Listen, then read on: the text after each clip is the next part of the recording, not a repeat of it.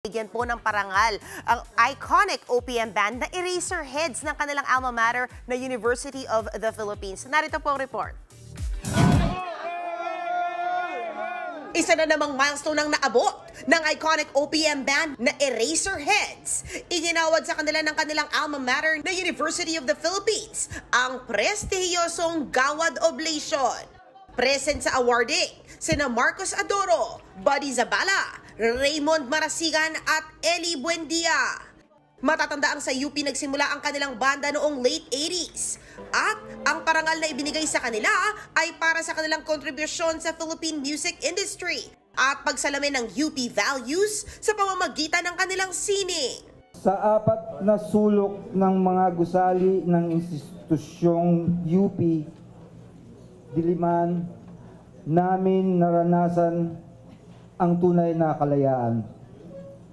Kalayaang pumili, kalayaang maghayag, kalayaang sundin at pakinggan ang sariling himig.